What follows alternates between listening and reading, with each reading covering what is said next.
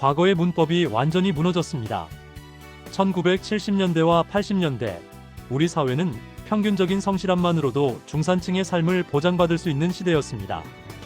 대학을 졸업하고 적당한 기술을 익혀 평범한 직장에 들어가면 정년이 보장되던 시절이었습니다. 하지만 지금 우리는 냉혹한 K자형 성장의 한복판에 서 있습니다. 올라가는 쪽은 인공지능과 자본을 등에 업고 무한히 팽창하지만 내려가는 쪽은 평범함이라는 덫에 걸려 도태되고 있습니다. 이제 적당이라는 단어는 비즈니스 세계에서 실질적인 사형 선고와 같습니다. 오늘날 우리 경제의 지표를 들여다보면 그 절박함은 더욱 선명해집니다. 현재 대한민국 전체 일자리 중 대기업과 공공기관이 차지하는 비중은 단 1020%에 불과합니다. 나머지 80% 이상의 영역은 로봇과 AI에 의해 대체되거나 저임금 노동시장으로 밀려나고 있습니다.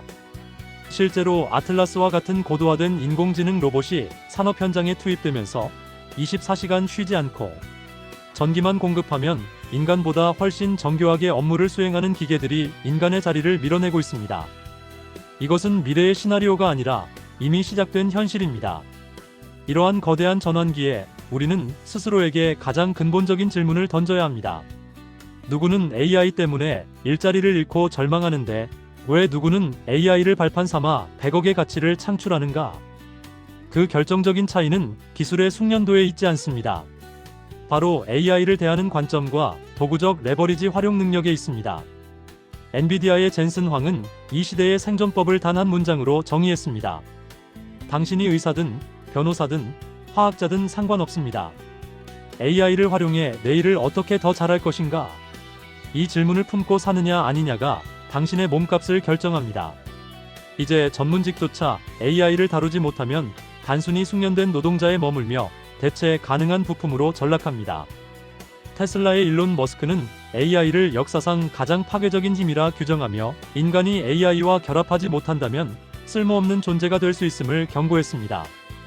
그는 뉴럴링크와 같은 프로젝트를 통해 인간의 지능을 확장하려 하지만 일반적인 비즈니스 영역에서 우리가 취해야 할 태도는 명확합니다. AI를 나의 뇌와 손의 확장판으로 사용하는 것입니다. 글로벌 빅테크 리더들의 통찰을 살펴보면 이 차이는 더욱 극명해집니다. 아마존의 제프 베이조스는 변화에 적응하는 것이 아니라 변화를 이용해 고객의 불편을 해소하는 것이 비즈니스의 본질이라고 말합니다. 아마존은 이미 물류 시스템 전반에 AI를 도입해 수조 원의 비용을 절감하고 이를 다시 서비스 고도화에 투자하고 있습니다.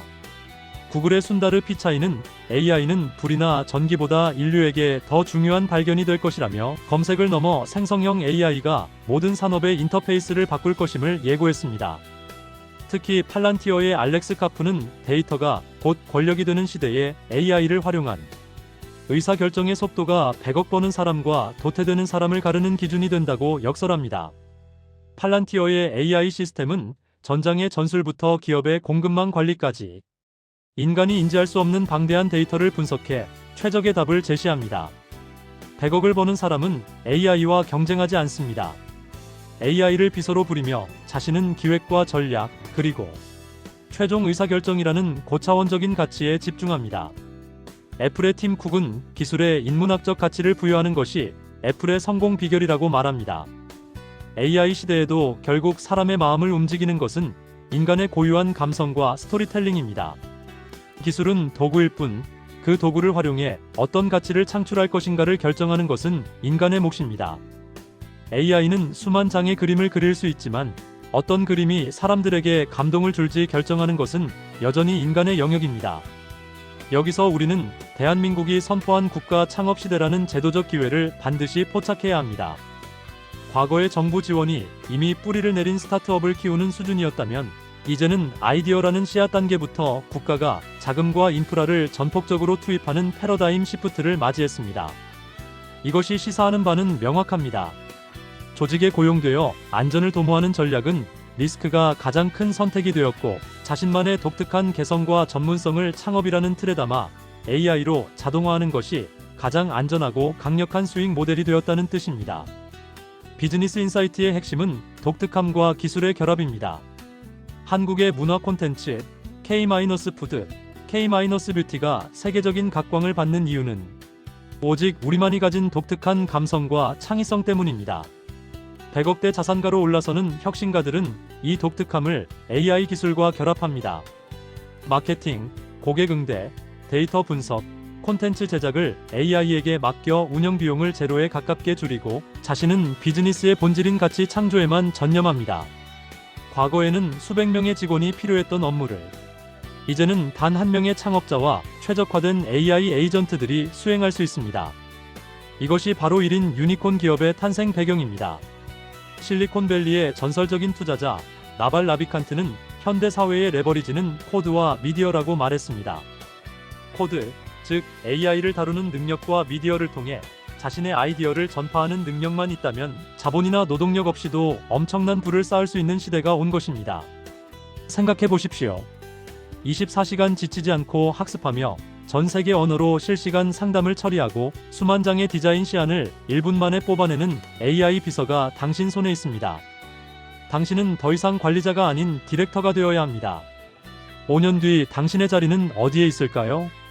AI가 내 일자리를 뺏을까봐 두려워하며 기술의 도입을 거부하는 시위대 속에 있겠습니까? 아니면 AI라는 거인의 어깨 위에 올라타 전 세계 시장을 장악하는 1인 기업가의 자리에 있겠습니까? 평범함은 이제 더 이상 시장에서 존중받지 못합니다. 하지만 슬퍼할 필요는 없습니다. 오히려 특별한 재능과 아이디어를 가진 이들에게는 역사상 이보다 더 좋은 기회는 없었습니다. 국가의 시스템이 당신의 아이디어를 기다리고 있고 AI라는 전지전능한 도구가 당신의 스마트폰 안에 들어와 있습니다. 지금 당장 당신의 전문 분야에 AI를 어떻게 접목할지, 그리고 그것을 어떻게 수익화된 비즈니스 모델로 연결할지 고민하십시오. 그것이 거대한 K이자 곡선에서 위로 솟구쳐 100억의 가치를 증명하는 유일한 길입니다. 이 변화의 파도를 타기 위해서는 먼저 나의 고정관념부터 깨뜨려야 합니다.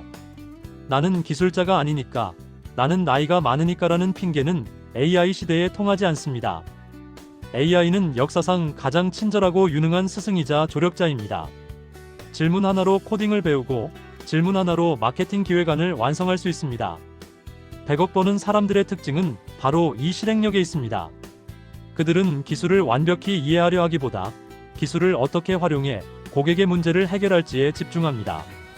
전 세계 시가총액 상위 기업들이 왜 모두 AI에 사활을 거는지 생각해 보십시오. 마이크로소프트의 사티아 나델라는 모든 애플리케이션에 AI를 기본적으로 내장할 것이라고 선언했습니다. 이는 우리가 사용하는 모든 도구가 똑똑해진다는 뜻입니다. 도구가 똑똑해질 때 사용자가 멍청하게 그대로 머물러 있다면 그 도구는 사용자의 손을 떠나 스스로 일하기 시작할 것입니다.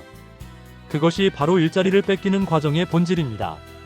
하지만 사용자가 도구의 지능을 통제하고 방향을 제시한다면 그 시너지는 상상을 초월합니다. 구글, 아마존, 팔란티어 같은 기업들이 제공하는 인프라를 개인의 비즈니스에 녹여내십시오.